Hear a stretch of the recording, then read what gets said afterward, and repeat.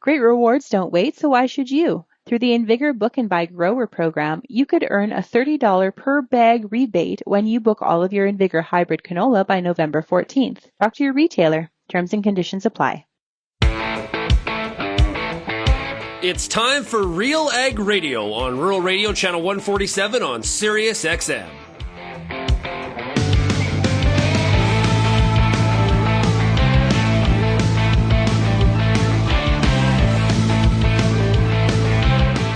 RealAg Radio and RealAgriculture.com is your home for insight and analysis of the issues that are impacting your farm business. Let's get real and get connected with RealAg Radio.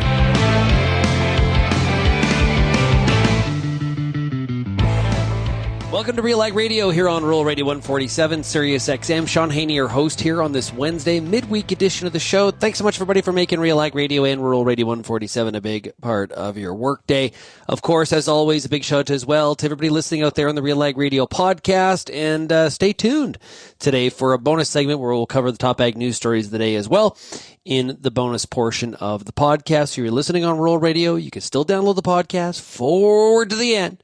And make sure you grab the top ag news stories of the day as well. Okay, today on the program, we got a great show for you. Today we'll be joined by Kristin Hoffman. We got a new edition of the Farm Safety Roundup. We're going to be talking today about rural road safety, critical issue here during harvest time. We'll also be joined, we're going to talk markets. We'll be joined by Chip Flory, host of AgriTalk, based out of Iowa.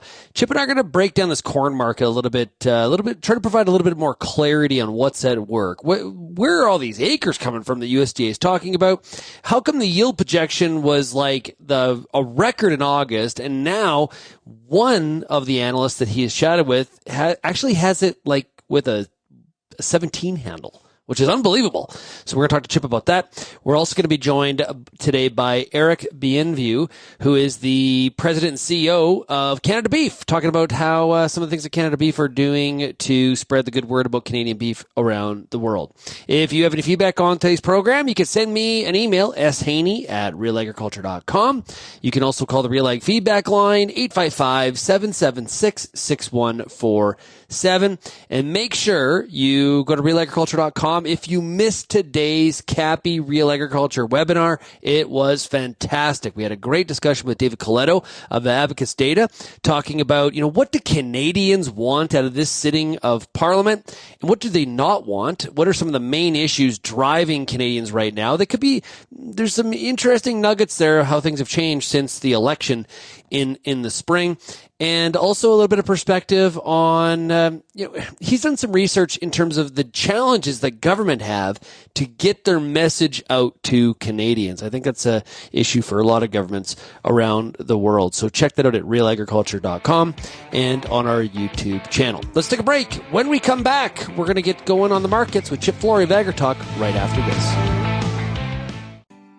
It is time for today's product spotlight. Jen Dale, product manager with Proven Canola Seed. What are the top priorities for the Proven brand when you're developing these new canola hybrids? It really comes down to three things: yield, disease resistance, and the harvestability, flexibility. What can growers dig into, look for when they're planning their seed purchases this fall, and of course planning for the spring seeding season? We have three new hybrids that we're really excited about for this 2026 season. PV662 LCM. It's a Liberty Link multi-genic clubroot, ideal for those high-pressure clubroot areas of northern Alberta. Where we move into the NTAC technology, the PV663 LCN combines the clubroot resistance with NTAC. Again, it's a great fit for any of those straight-cut acres across Western Canada. And then also PV664 LCN. It's a full-season option with both clubroot and blackleg resistance. Again, with that guarantee of the NTAC that you know that it's going to stand for your harvest needs. The best place to get any of the hybrid information is provenseed.ca.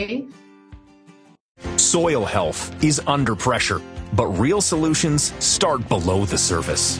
Black Earth offers a full suite of humic solutions, from high-purity granules to powder, liquid, and soluble formulations, all powered by pure Humulite.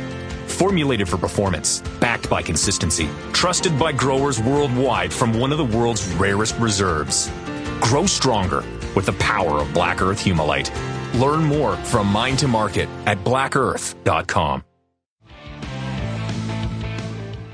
And welcome back to RealAg Radio. Hey, you want to diversify your marketing plan? Try My Grain Exchange's online marketplace. List your grain and connect directly with CGC licensed and verified local buyers.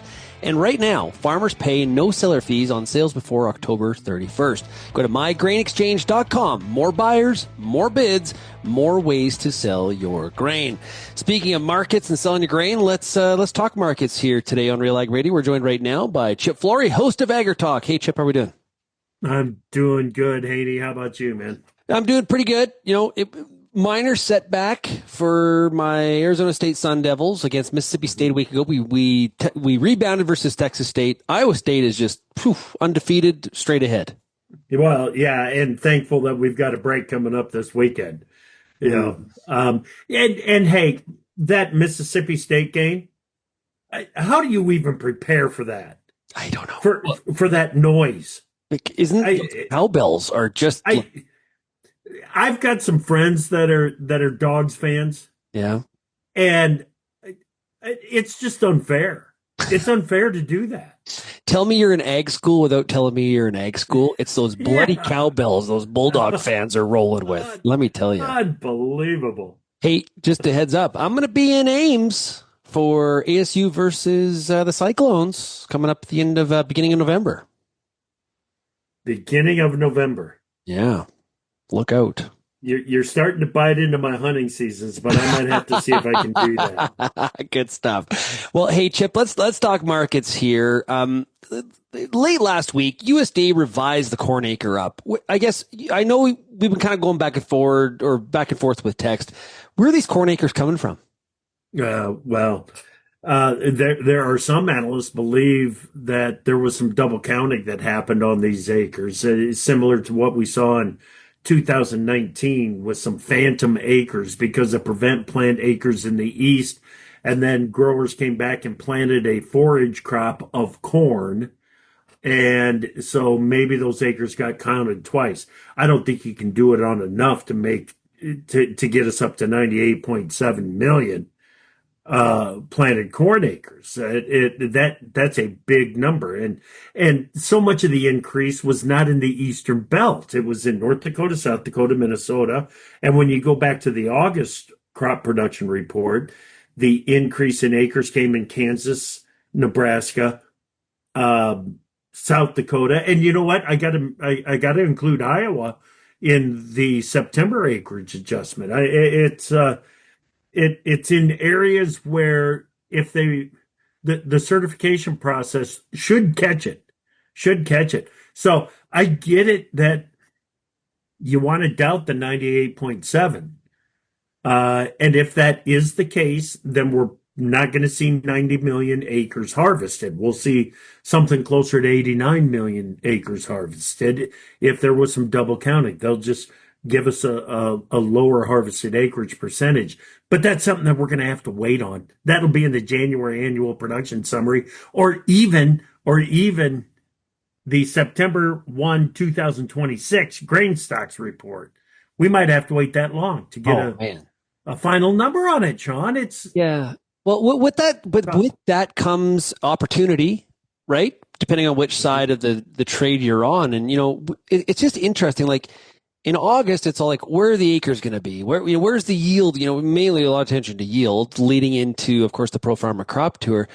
But now it seems like we had the race to the top where how high could yield go? And now we're pushing on, well, how low could yield be on corn? And you're hearing a wide swath of numbers. The race to the top, the leader on the way. I know. Is starting to lead us to the downside. Okay. Arlen Suderman, StoneX Group. And I want to emphasize, everybody calls it Arlen's survey at StoneX Group. It's not Arlen's survey. He doesn't do the survey. He's the one that puts some analysis on it. There's another division there at the StoneX Group that does that survey. So Arlen, all he's doing is taking the number and putting his analysis on it. So with that said, that StoneX survey led the way to the upside.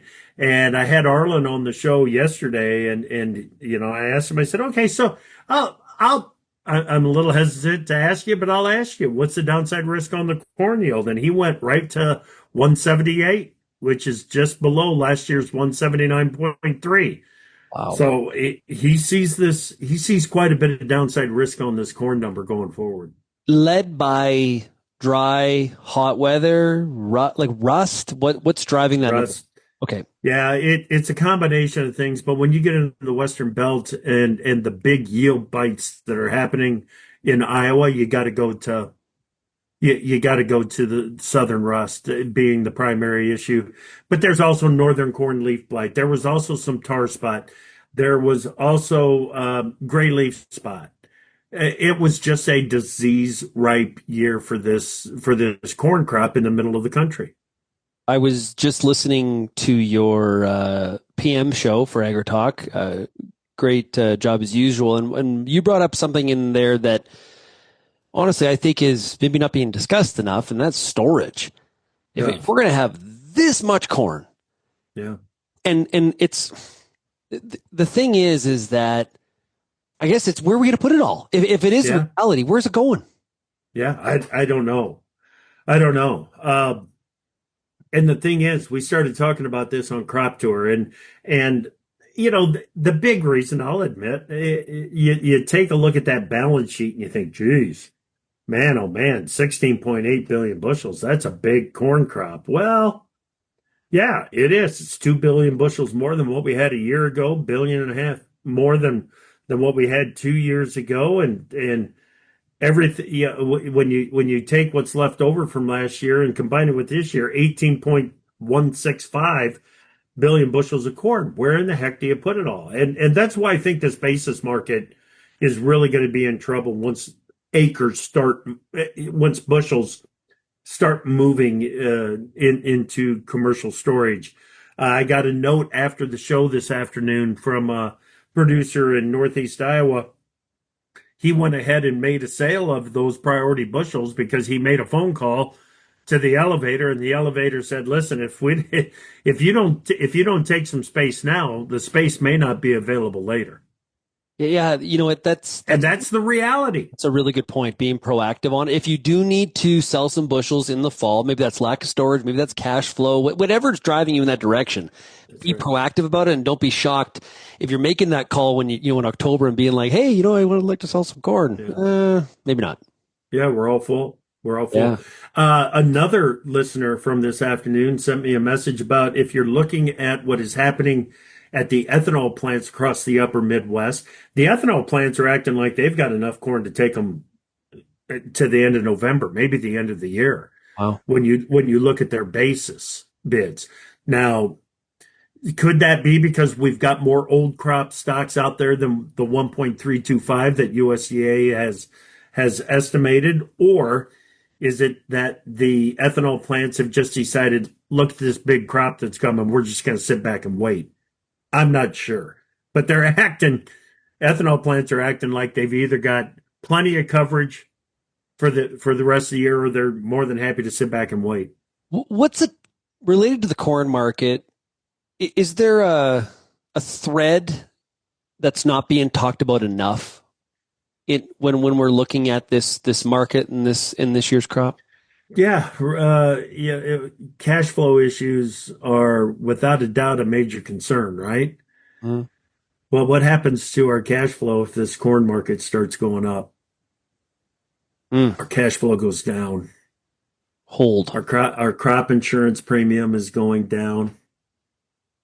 Or indemnity payment, excuse me. Crop insurance indemnity payment is going down.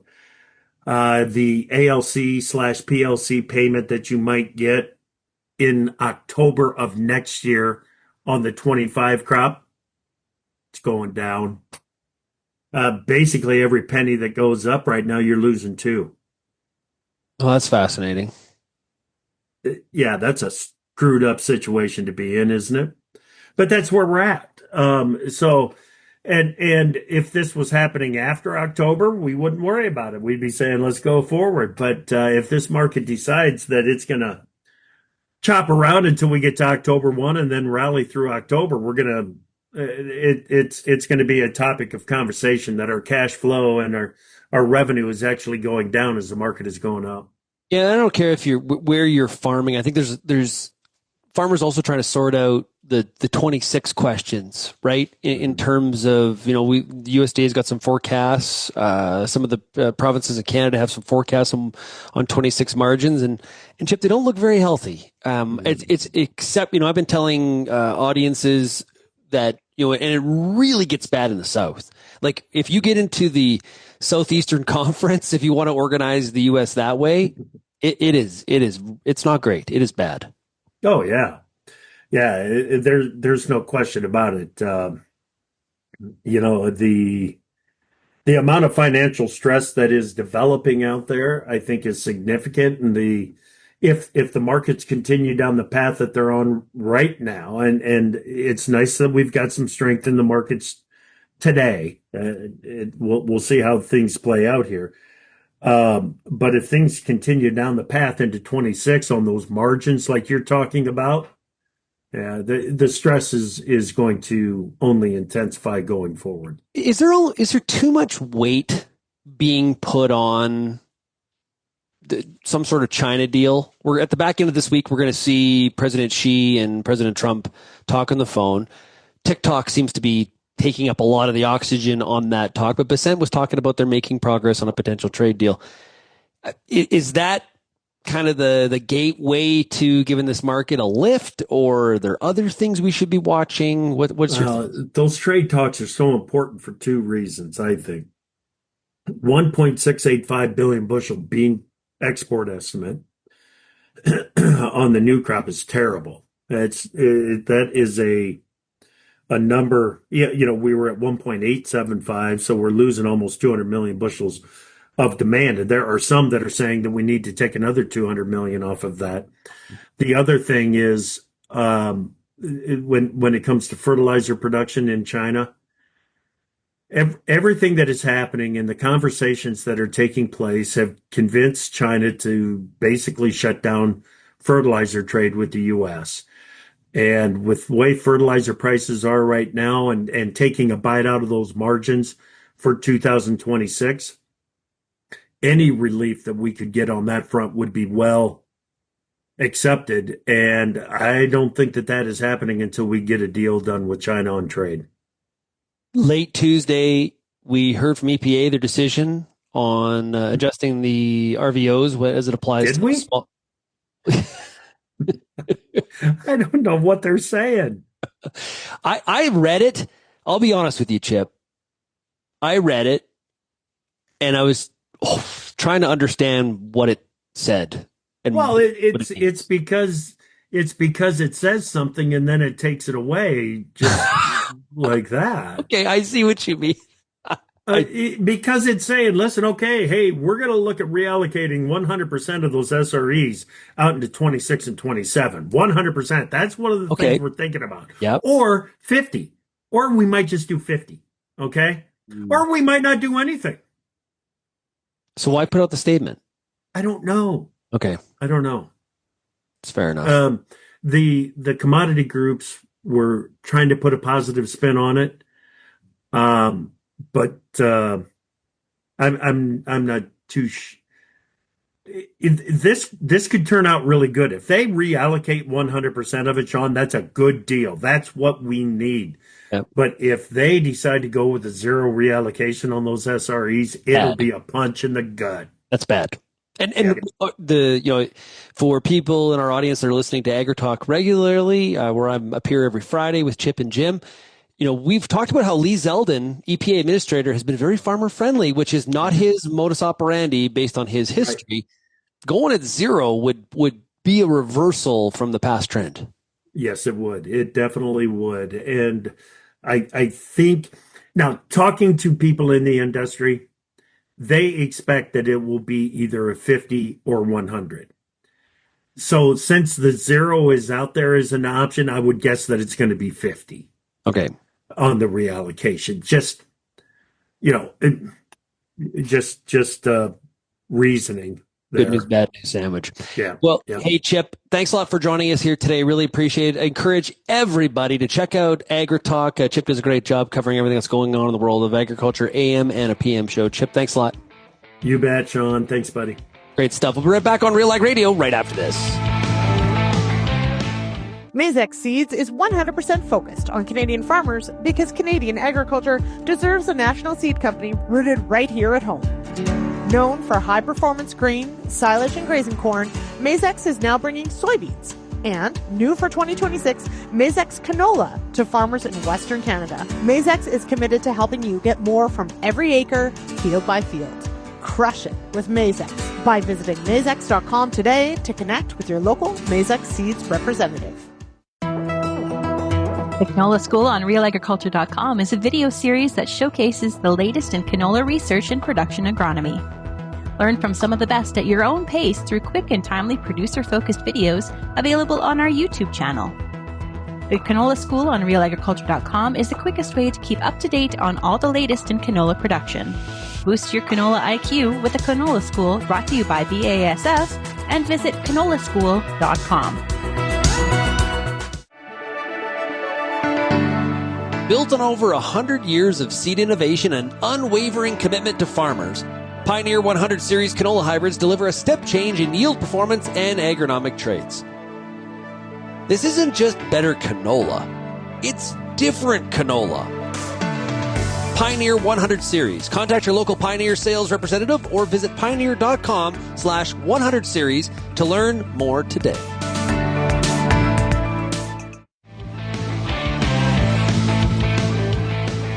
And welcome back to RealAg Radio here on Rural Radio 147, Sirius XM. Just time for a really short segment here. I think Chip brings up some really good points when it comes to being proactive on our marketing. So whether that's, you're here in the Midwest and you're concerned about some of the basis levels, you're just trying to get in the docket when it comes to getting some of your corn market. But I think that across the board, if you look at a lot of the commodities that farmers are growing across Canada and the U.S., if there was a year for proactive marketing and kind of being ahead of the game, looking at when you're going to need to do some of the marketing from a cash flow perspective, because margins they've been in the negative.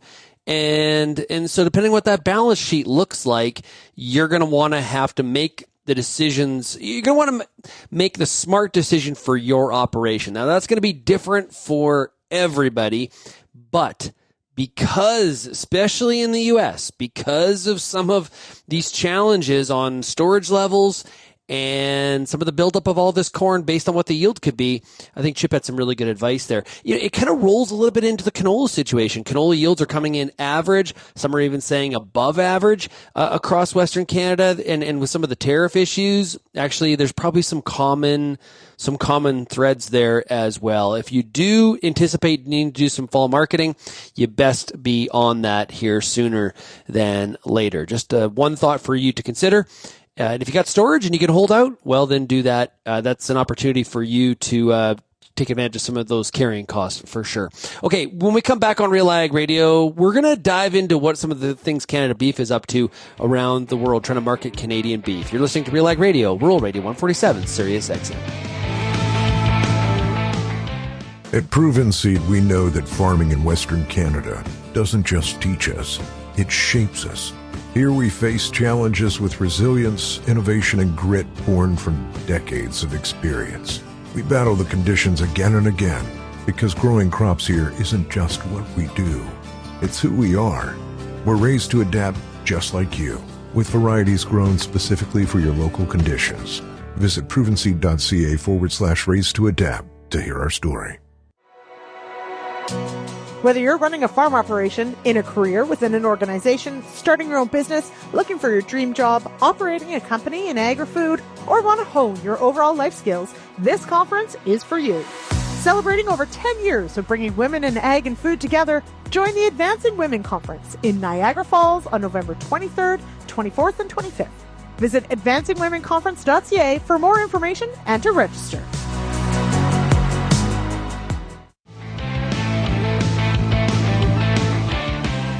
Well, there's always things that are going on in the beef sector, and right now at the ranch level, Things are looking pretty good from a profitability standpoint, but there's demand domestically, but also internationally.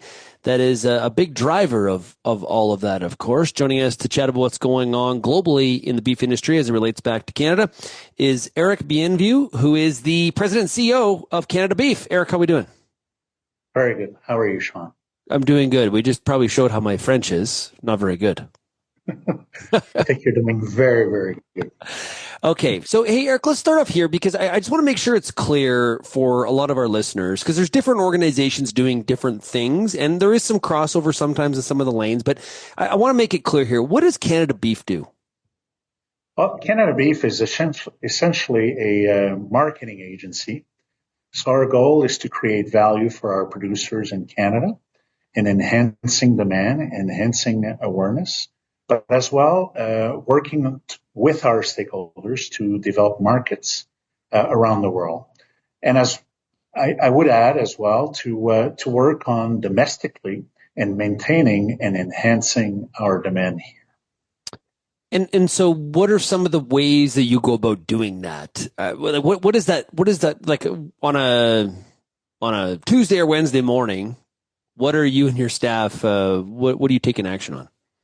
Well, essentially, we're a levy-funded organization. So we have a group, a team of 28 people located here in Calgary, in Toronto, but as well, we have market presence in Japan, South Korea, Taiwan, Vietnam. Now, recently, we opened up an office in the Philippines, who Samantha looks after Indonesia. We have market presence as well in Mexico, and we're looking into Colombia, but as well developing in the next few years the Latin America portion. And Albert, our VP of Market Development, looks after the Gulf region. So essentially, what we do is we work on different initiatives.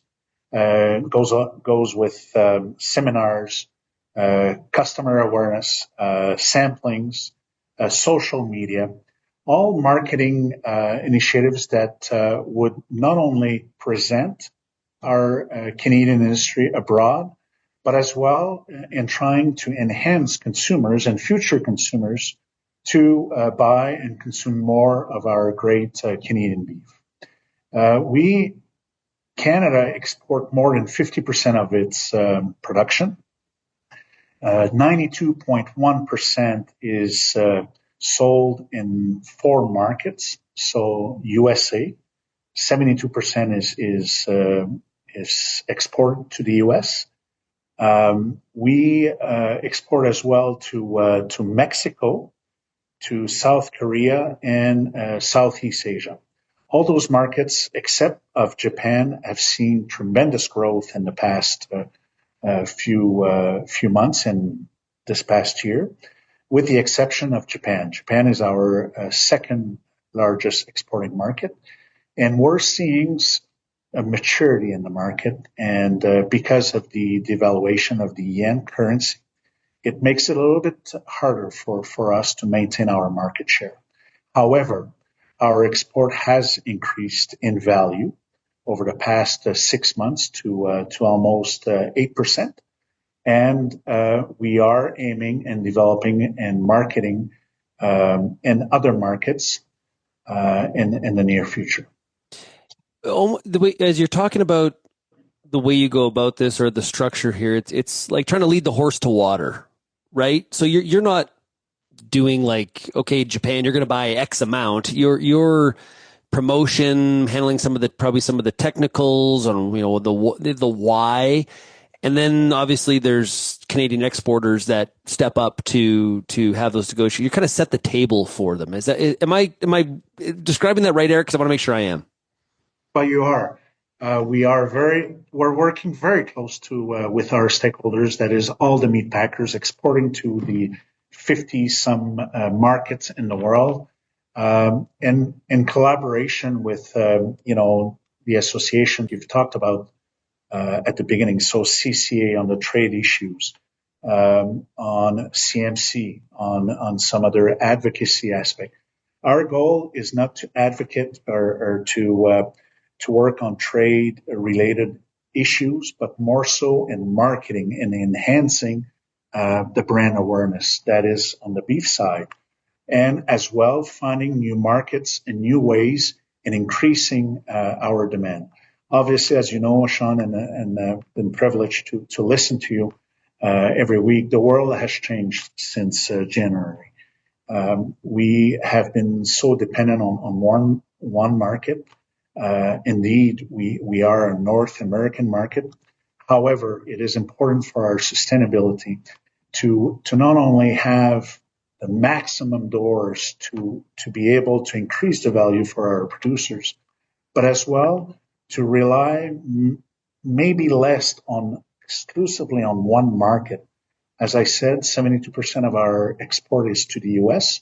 It has dropped since January by 5%, and we are very diligently working on the Southeast Asian market, but as well the Gulf market. And I've mentioned a few minutes ago the Latin market will have to be tapped in. We haven't been as present as we should have been, and it is a market that shows tremendous growth. So when you say Latin market, you mean Central and South America?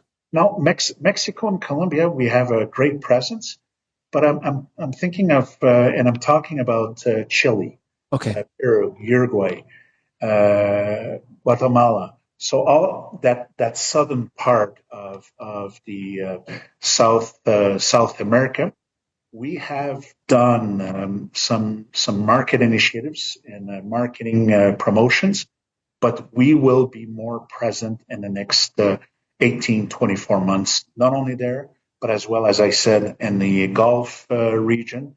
And needless to say, Philippines and Indonesia, which we just opened up an office, shows great potentials. Yeah. When we look at exports, a lot of times we'll talk about, pounds or kilos, but there's also the value. And you mentioned this, we need to make sure when we look at some of these different markets, some markets are high value. They're they are the highest value cuts, the biggest components of that carcass. But then there's also the markets where it is lower value, but it's also, it adds, it's more of a tonnage number, but it adds up to, that overall carcass value, which is incredibly important. What are some of you kind of mentioned the Latin America markets as being exciting or a big opportunity. Talk about Asia a little bit. What's going on there and how Canadian product is viewed? Well, I would tell you that first, export balances your product mix. To think that we can solely depend on our Canadian market and having the same value as you just mentioned would probably be mistaken. So Japan is our second biggest market. As I said, it's matured.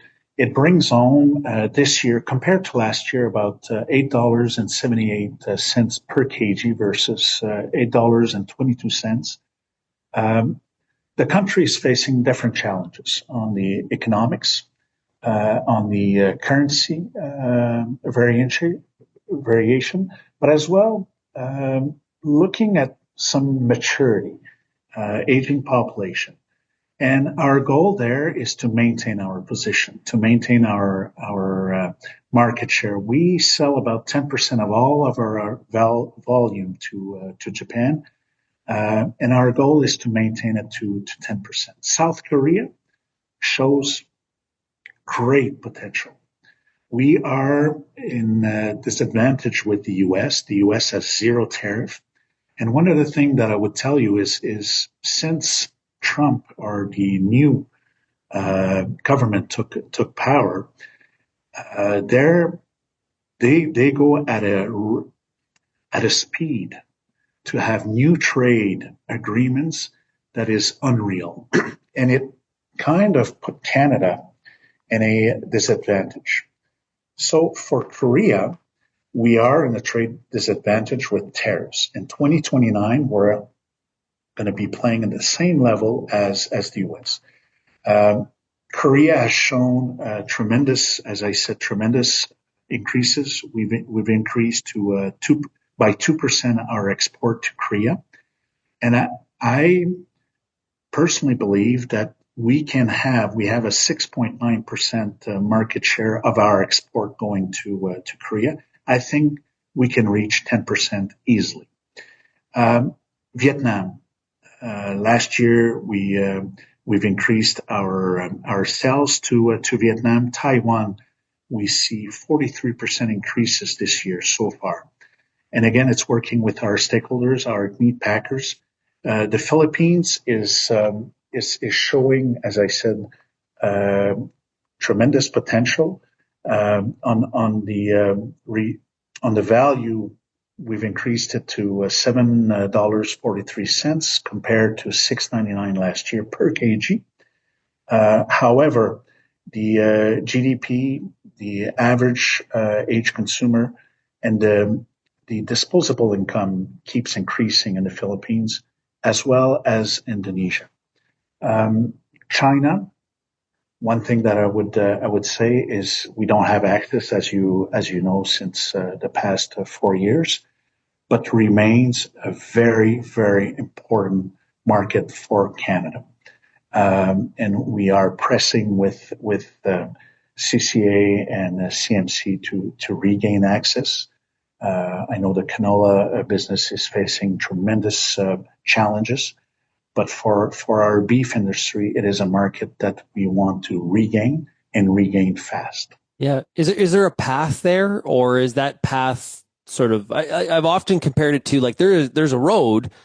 It's just constantly in like a blizzard, like where you know that you're going to get to the destination. Eventually we will have access again. We're just not exactly sure if we are 10 miles or 100 miles from town yet. Do I think we're going to regain access? Yes. I believe personally that there's a process in place where not only Canada needs to find a new agreement with the U.S. first.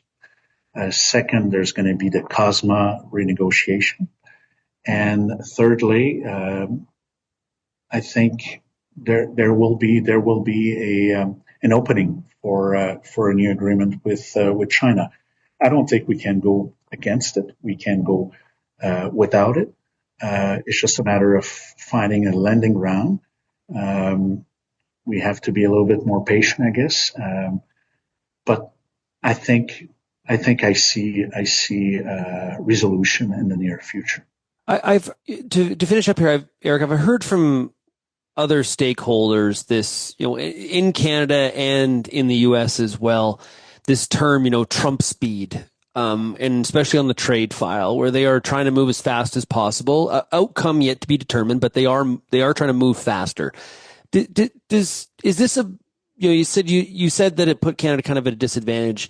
Do we need to alter our aggressiveness or the speed at which we try to do these things as a country? Is this kind of is there something to learn from this, or do we have a good way of doing it? Well, without being in the advocacy sphere, or as I mentioned, we are more on the marketing side. But as a business person, I think we have to learn from it. Canada has great resources, has a beautiful beef industry, and we keep saying to the world that we are a North American marketplace, and in being such, then we need to have the same playing level field as our American friend. So yes, we do have to expedite our actions. We do have to probably lessen the burdens here nationally, and giving more resources to have trade access that are the same or even better than our American friend, so that our industry not only gains from it, but as well grow from the actions that can be taken from from our partners here in Canada. Eric, really appreciate you joining us here today. Thanks so much. And we got to have you on more often. We're going to make that happen. Hey, I really appreciate it. Thank you very much, Shaun. Talk soon. Coming up next on RealAg Radio, we're going to talk about rural road safety. Important topic, especially during harvest time. We'll be joined by Kristin Hoffman for another edition of the Farm Safety Roundup right after this quick break. Protect your anhydrous ammonia application earlier than normal this fall. Defend against potential losses and protect your bottom line with new Centuro A-Pro Nitrogen Stabilizer. Patented active ingredient pronitridine offers agronomically effective protection where it matters most, below ground. The new concentrated formulation lowers application rates. Start early with Centuro A-Pro as part of your nitrogen management plan. Contact your local retailer or visit centuro.ca for more information today. It's summertime, and you've got a lot of important decisions to make when it comes to your corn crop. Let the Corn School on RealAgriculture.com help guide you through those big decisions with input from leading experts in the field. If it's spray timing, disease identification, or any other field issue, the Corn School's got you covered. The Corn School on RealAgriculture.com, brought to you by BASF and Pride Seeds.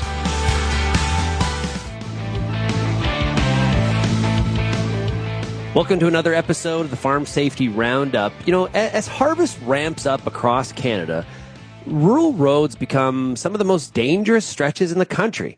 Here's a stat for you. 70% of speeding-related road fatalities happen on rural roads. And farm machinery is nearly 5 times more likely to be involved in a fatal collision than other vehicles, especially during the busy weeks of harvest. The stakes are really high for everybody here. We got to stay safe. Farm families working long days and those that intersect on our rural roads. Visibility, secure loads, experienced drivers, and staying alert are absolutely critical. Today on the Farm Safety Roundup, we're going to talk to Kristin Hoffman. She joins me from Workplace Safety and Prevention Services to share practical strategies to ensure everyone gets home safe, which is our goal indeed. Kristin, great to chat with you. Shaun, good to be here. Thanks. Yeah, okay, so pretty crazy stats there that really surprised me. So farm equipment has the right to be on the road, but there are challenges, okay? What are some examples of incidents involving equipment on some of our rural roads? So in those statistics that you shared, collisions may involve ATVs, UTVs, self-propelled implements, and tractors. And a lot of those even happen in daylight hours, often to the rear of the farm equipment. Picture the fast-moving vehicle on a roadway suddenly is on the rear of a slow-moving, large or not, piece of farm equipment. In my region, we have had over the years several incidents. One, a van that did collide with a combine on its rear. And we think about that size difference. The combine is big. The van is not so big. The force of that impact was still enough that it broke the rear axle of the combine, sent the combine off the road, and the operator was tossed around as you would expect in that cab, if not secured in that seat. The van driver was killed during that impact. We have another in the last while where we have that big equipment on the road, a tractor with a towed cultivator. And unfortunately, that cultivator was not in its transport position. The wings were still out over the center line on that road. And again, whether it's a small or large vehicle, anything oncoming needs some space on that other side. And in this particular incident, a motorcycle came over a hill. The tractor operator may not have seen the bike. The bike did not see the tractor until that bike collided with the wing of the cultivator. And the driver of that bike was killed. Yeah. Some of the time the collisions really just involve the farm equipment, those rollovers and upsets that we have without other vehicles, but always an upset for those involved. Yeah, that's a really good point. A lot of rural roads don't have the shoulder that you would see on more of a major road. And so that, and especially, in certain parts of the country, you get into that, the frost is coming out and you get that soft shoulder. So there is that's a really good point. Some of this is also solo, not necessarily two pieces of like a a vehicle and a piece of machinery colliding. So what are the most important preps that a farm, because there's dual responsibility here, right? There's the responsibility of the non-farming traffic, but there's also responsibility for the farmer as well. So what are some of the most important preps that a farmer should make before taking farm equipment on the highway? Because that is what the farmer does have direct control over. What you can do to prepare yourself and your equipment when you are out on the road. We are going to encounter others that may not prepare as well as you have. So what can you do then to manage those exposures? Prepare yourself, prepare your equipment, have a close look at your equipment, check attachments, lights, mirrors, tires, all of the pieces that you will need to travel on farm and on road safely. Check that equipment on the route. Plan yourself an area where you can get off to a safe location to continue to check your load is secure, your lights and your slow moving vehicle or SMV sign are still visible. And especially when we are going from road to field and field to road through those transitions, have you picked up a whole lot of dirt, mud, otherwise when you've been working? Check before you head out onto the road that you're going to be well seen by those others who are on the road. On that point of the slow moving vehicle sign or SMV sign, be sure that it's not only on your power unit, your tractor quite often, but also that rearmost towed implement that you have. If you have a series of gravity boxes or wagons, that last one in line needs to have that triangle. So it alerts, we hope, those who are coming up behind us quite fast that we're moving just a little bit slower. Lighting and reflectors, generally, we want white to the front and red to the rear, just like any other vehicle on the roadway. So be sure to not use your field lights, the white on the rear, once you get out onto the road. That becomes really confusing for others who are on the road coming up to the rear of farm equipment if they're looking into two white lights or one white light at the back of that equipment.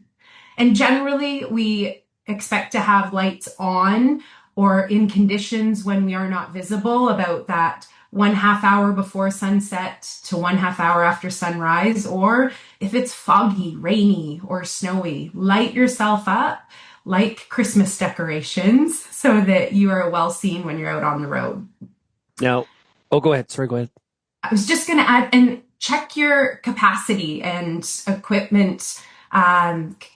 Check your capacity. Make sure that your equipment is designed for the loads you're going to make it work. Make sure the tractor or vehicle can handle that weight safely. You've got proper braking. You're going to get stopped when you need to. Now, one of the most contentious topics related to all of this is age. Okay?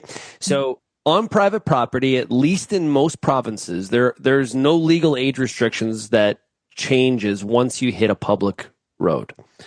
Who should be driving farm equipment on public roads, and why is it important to match driver age and experience to equipment? Let's talk about that. So in Ontario and most of the jurisdictions across Canada, operators of farm equipment must be 16 years or older to drive farm equipment on public roadways. They may not require a license. However, it is important to note that if they do have a license and it has been suspended for impaired specifically, those operators are not permitted to drive the farm equipment on the road or be in public spaces. Now, I'll encourage as well, consider age-appropriate activities, license or not, 16 or not, ensure that we meet those minimum requirements. But perhaps that self-propelled sprayer is best under the handling of an operator who's been on the road for a few years rather than their first time out with farm equipment. Communication, training, experience, and that check-in with supervision is so important whether we're on farm or on the road with our farm equipment. Okay, so once we're on the road, we're moving to the next field. What should farmers do to prevent incidents?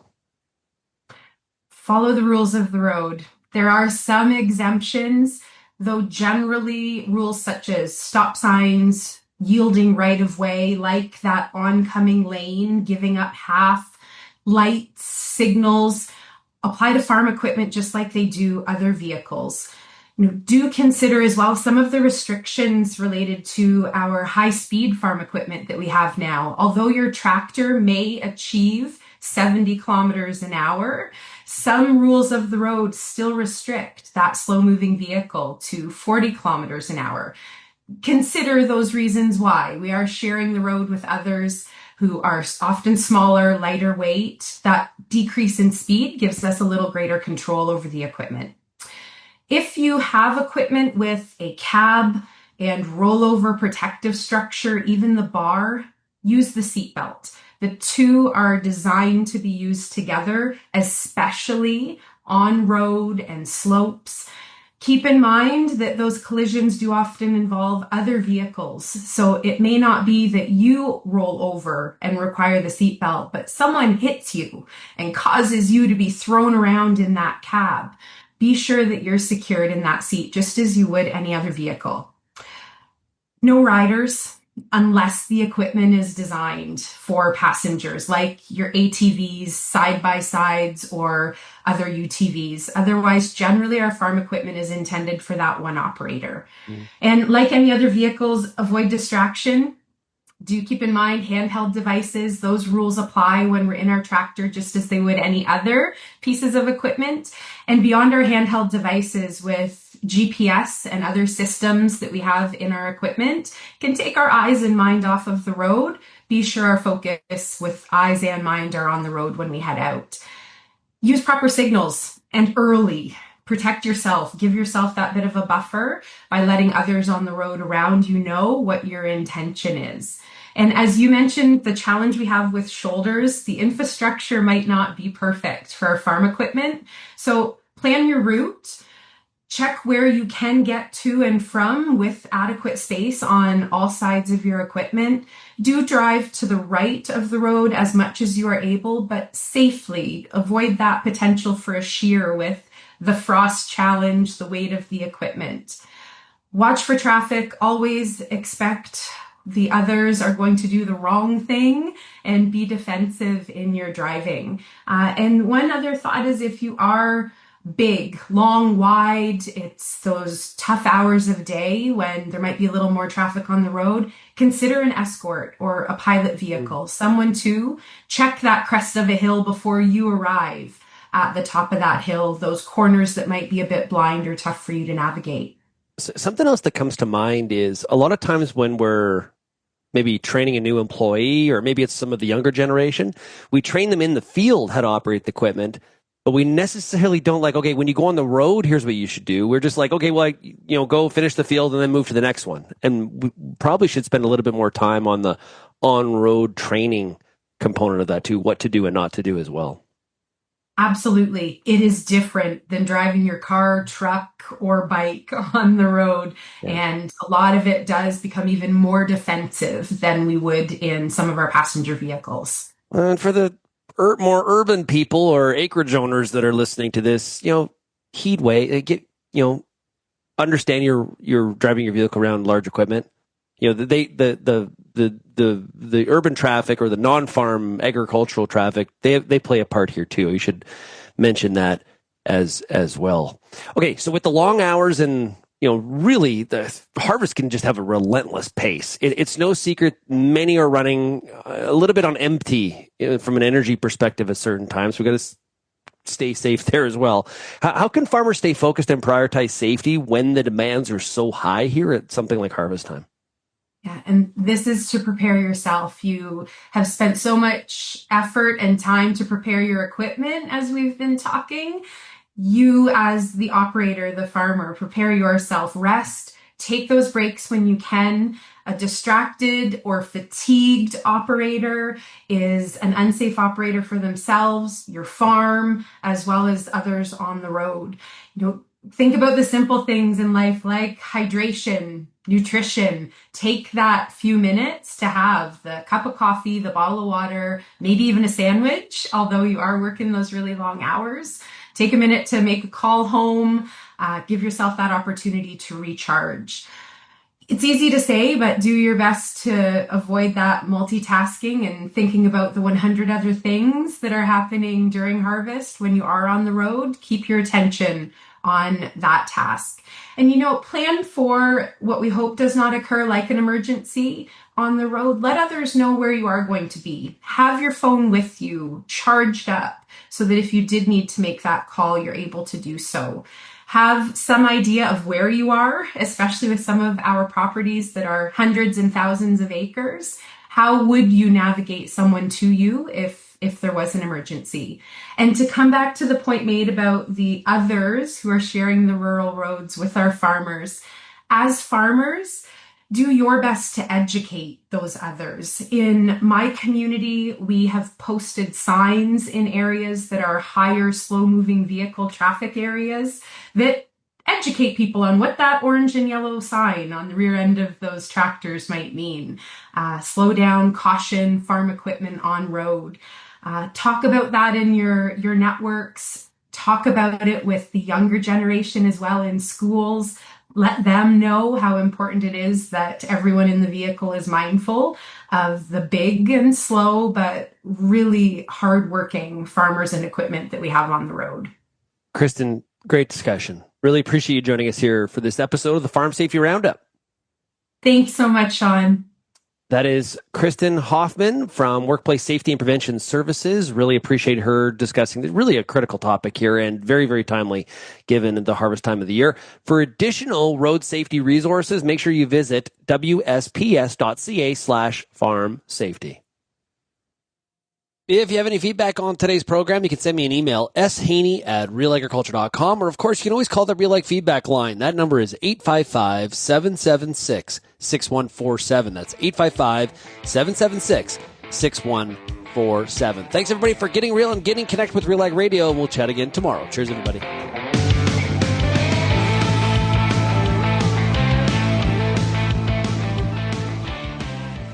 And welcome to the bonus here on RealAg Radio. Hope you enjoyed today's show. Covered a lot of ground, had some fun. Also, as I did mention in the show, encourage you to check out the webinar that RealAgriculture did with Cappy here today and really looked at kind of the return to Parliament and what some of the expectations are. We had David Coletto from Abacus Data on, as well as Chicken Farmers of Canada, CropLife, as well as the Canadian Meat Council. So it was like loaded with insights, opinions, not everybody on the same page, not everybody agreeing. That's good. It's that shows the diversity of it's not just one kind of groupthink necessarily. It's people coming from a bunch of different angles, which I think is always get to a better result for sure. Okay, let's get to the top ag news stories of the day here today on this Wednesday. Big news broke as expected. It was actually, we had heard it was going to be coming out on Tuesday, but it came out today, and we're going to have an interview posted on realagriculture.com. We'll maybe get to it Friday's show. We'll see what happens. But with Pierre Patel from CropLife Canada, and you're asking why? Well, Health Canada is proposing a major change to how dicamba herbicides are used in Canada. The PMRA has released a special review decision that would ban over-the-top dicamba applications in soybeans, citing risk to non-target plants. So under the proposal, and remember, keyword here, proposal, there's a comment period that was now started, but under the proposal, over-the-top applications in dicamba-tolerant soybeans after emergence would be eliminated. Dicamba use would no longer be permitted in soybean seed production. Farmers would be asked to avoid spraying when temperatures are above 25 degrees Celsius. The maximum crop height for application in dicamba-tolerant corn would be lowered from 76 to 50 centimeters. And buffer zones would be expanded, ranging from 1 to 115 meters for field sprayers and up to 800 meters for aerial applications. The proposal is open for public comment until November 1st, with no timeline yet for implementation. So dicamba-tolerant soybean acres have expanded significantly in Canada since Bayer's Extend trait was introduced back in 2016. Hard to believe it was already that long ago. In Manitoba, about 70% of the insured soybean acres contained the trait in 2025. So this impacts a lot of acres. South of the border in the U.S., the situation looks very different. And before I read the rest, I'll get to some insight here. I had one industry person tell me it's like the PMRA read the headline from EPA and then didn't read the details of what EPA is actually doing. So the U.S. banned over-the-top dicamba use in 2025 after a federal court ruling, but the Environmental Protection Agency, the EPA, has already proposed measures that could allow in-crop applications again starting in 2026, with fewer restrictions than what Health Canada is currently considering. The contrasting approaches raises questions about how Canada's stricter rules could affect farmer competitiveness. Again, we've heard a lot about red tape reduction from the Carney government. This is not exactly following that narrative. It also is not exactly, if the EPA follows through with what they're deciding, with their intended plan to return to an over-the-top in 26 in some states, this would not exactly be regulatory harmonization between the two countries as well. So we'll see where this goes with the comment period, but pretty significant news. One person also described it to me as the most significant policy change potentially to come out of PMRA in the last 20 years. So provide me your feedback on that. Haney at RealAgriculture.com. Today, the Prime Minister, Mark Carney, convened a meeting. This was yesterday. Mark Carney convened a meeting with canola industry leaders from across the prairies. He was joined by the Premier of Saskatchewan, Scott Moe, the Minister of Agriculture and Agri-Food, Heath MacDonald, the Minister of International Trade, Mahinder Sidhu, the Secretary of State for Rural Development, Buckley Belanger, and the Parliamentary Secretary to the Prime Minister, Cody Blois. Industry leaders detailed how Chinese tariffs are creating significant challenges for Canadian farmers. Prime Minister Carney emphasized that the country is united in its commitment to supporting Canadian farmers and businesses affected by Chinese tariffs, underlining that the federal government is working with provinces and territories to ensure they receive support they need. The PM highlighted recently announced measures to support Canadian agriculture and canola producers, such as the $370 million for new biofuel production incentives, amendments to the clean fuel regulations, increased loan limits for canola producers to $500,000, and investments in agri-marketing and trade diversification. Also should be noted here, editors note that the industry has really pushed back in terms of some of these announcements from the PM, stating they don't go far enough. We need assistance, not loans, is something I've heard a lot from the audience. The other piece of this, too, is they keep on talking about new biofuel production incentives, people questioning, are those actually incentives? And the amendments to the CFR, the clean fuel regulations, people questioning there.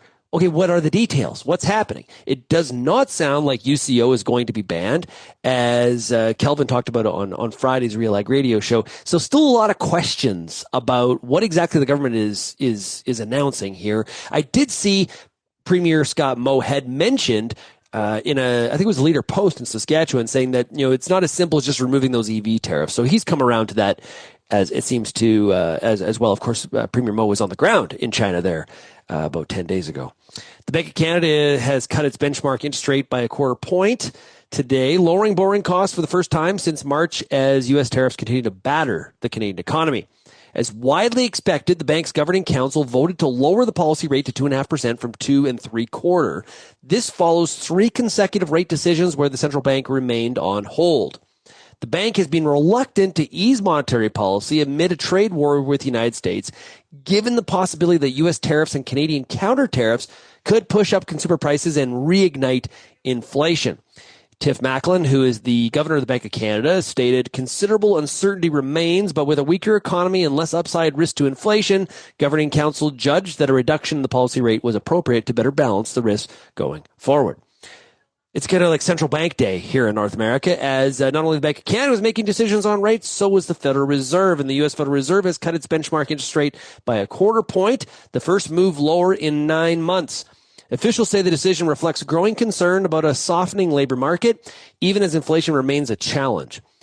11 of 12 voting members supported the cut, with one governor pushing for even larger half-point reduction. A narrow majority of Fed officials are projecting at least 2 more cuts this year, one in October and one in December, pointing to a broader shift in focus towards risk in the job market. The chair of the Federal Reserve, Jerome Powell, said recent declines in job growth and labor force participation have gotten everyone's attention, calling the downside risk to the economy a reality. Of course, his term, I believe, is out in May of 26. So we're going to be seeing a little bit of a different Federal Reserve 6 months or 9 months from now. And so that could really shift what the interest rate policy is in the Fed and is where exactly their objectives lie going forward, but it looks like more cuts are underway or in store for us. From a USMCA perspective, there's an interesting, or CUSMA as it's called in Canada, interesting piece in the Globe and Mail about some comments from the U.S. ambassador to Canada. The Trump administration had hoped to negotiate a grander bargain with Canada than simply a renewal of the United States-Mexico-Canada agreement, but it doesn't seem possible at the moment, says U.S. ambassador to Canada, Pete Huckstra. He was speaking about the state of Canada-U.S. relations and said the White House had been looking for an agreement that encompassed numerous subjects, including defense. He was quoted as saying that Americans were hopeful that we could negotiate a bigger deal. There is so much that we do together where our economies are integrated, they graft off of each other, and those types of things, according to his statement. And what's interesting here is he did not, and the story says this, he did not fully explain what was preventing such a deal. Based on those comments, I necessarily, at least in the public sphere, haven't heard Prime Minister Carney say anything really different. He's been trying to work in defense into some of his conversations with the president. So a little bit of confusion there on where the U.S. ambassador to Canada is going with that, but doesn't mean that it's just noise, and maybe there is a signal there that we need to be paying a little bit more attention to. I encourage you to go to RealAgriculture.com, keep up to date on all things that are happening in the world of agriculture, as this is a fast-paced time, lots happening, and we're here to keep you up to date on all of it. We've got the interview with Pierre Patel from CropLife reacting to that dicamba situation.